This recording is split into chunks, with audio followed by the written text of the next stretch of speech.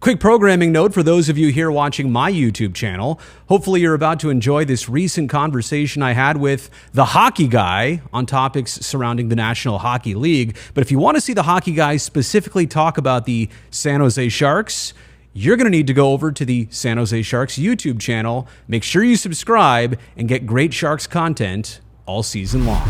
All right, moving on to some NHL topics. I mean, Alexander Ovechkin's going to be in San Jose this weekend. In my mind, there's no question he's going to break the goals record. It's been amazing, though, at his age, how he's kind of turned it back on again to get back to pace and make sure that this actually happens. Whether it happens this year or next year, it's just amazing it's going to happen now.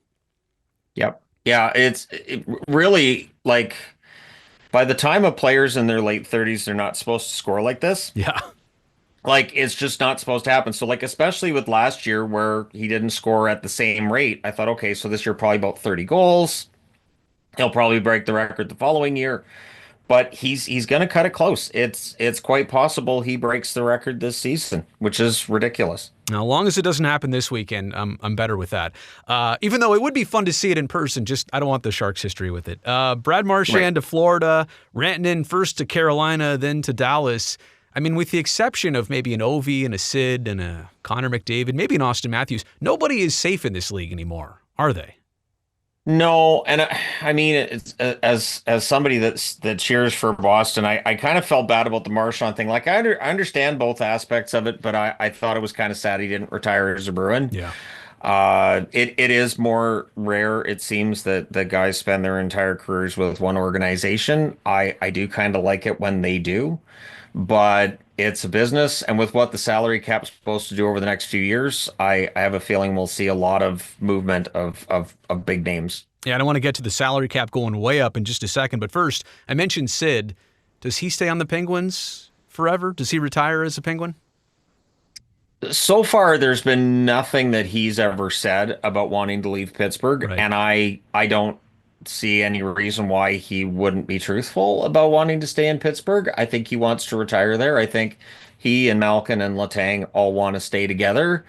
And I mean, maybe if one of them decides to go, maybe that changes the mind of one of the other two, but it definitely sounds like all three of them want to retire Penguins. Yeah, I mean, Ovi may not even play past, I think, next season. He's already kind of indicated that, or at least not in the NHL, maybe in the KHL. But those two, it'd be fun to see him stick, but I would understand in Sid's case, the contention part, like the Penguins just may not be there. Back to the salary cap. It's a hard salary cap in the NHL versus other leagues, and the cap has kind of been frozen right around $80 million for a handful of years. Now it's going to shoot through the roof. In fact, $113 million, I think, by 2027.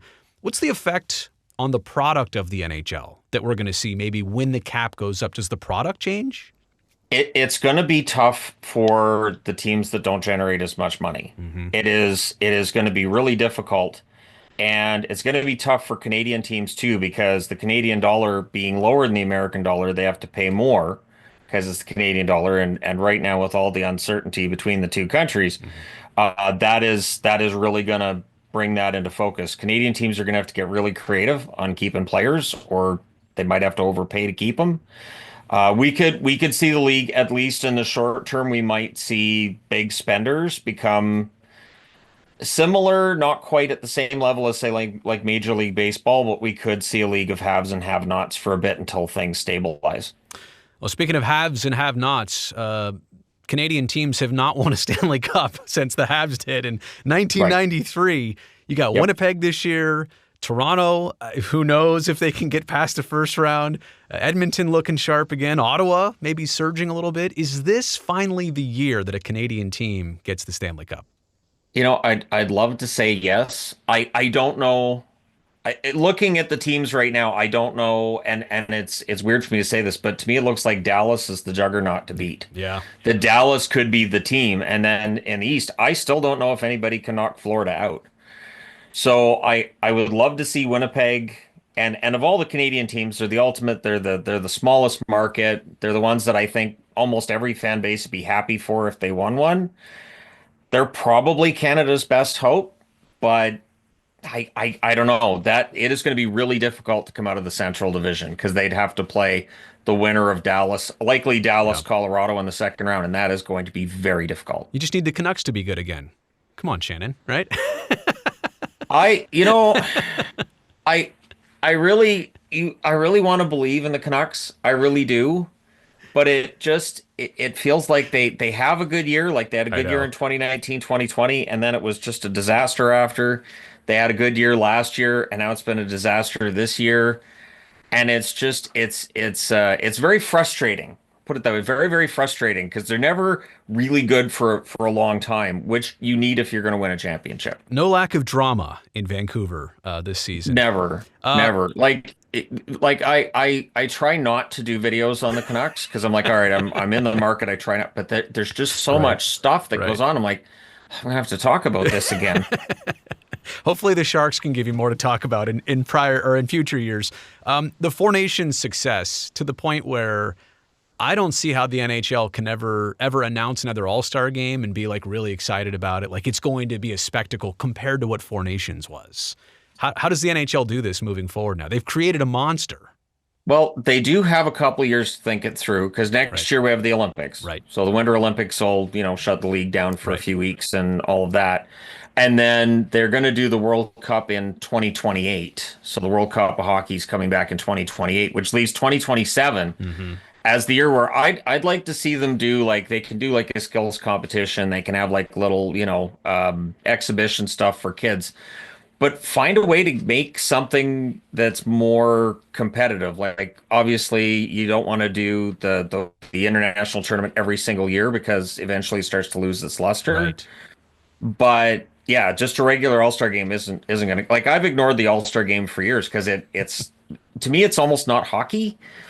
It's all non-touch and it's just 3-on-3 and it's kind of fun, but I just kind of skip it because Yeah. it's not there's no intensity to it. I've always said you can have the all-star teams, you just don't need to have them play games. Like give the players Absolutely. You can, yep. recognition and then there you go. Don't play the games.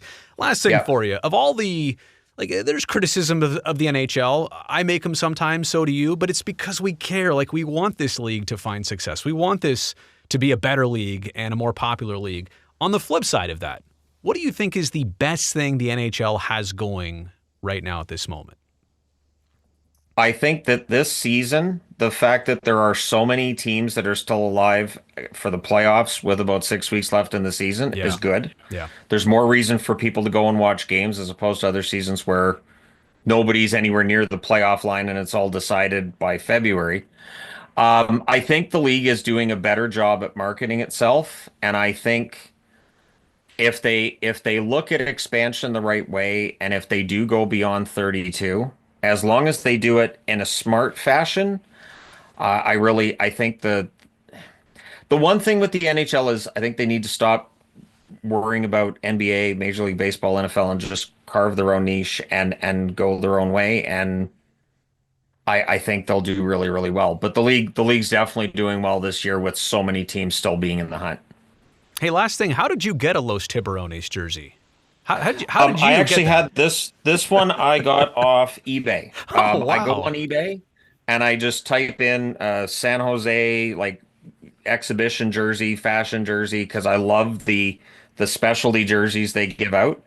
And I've also got like subscribers know that I like those, so they'll actually send them. So I've had a couple that were sent to me. Like I've got the Golden State one, which is so beautifully ugly. And like, because it's just the Golden State colors with the Sharks logo is just anytime I want the wife's attention, I just throw that on. She's like, "Holy crow! Okay, hey, I'm paying attention. What do you want?" It's too bad you don't know a Sharks employee to give you some fun stuff, huh? Call me, Shannon. I'll get whatever you want. I do like I've got one of the neck chains too for the Sharks. I've got this like the day that they start winning, I've got the neck chain. I've got this whole planned out. And so we'll see when that gets used in a video, but I've got some fun stuff. Well, I love the props. I love the jerseys. I love the whiteboards. The hockey guy is one of the best. I appreciate the time. Thank you. Thank you.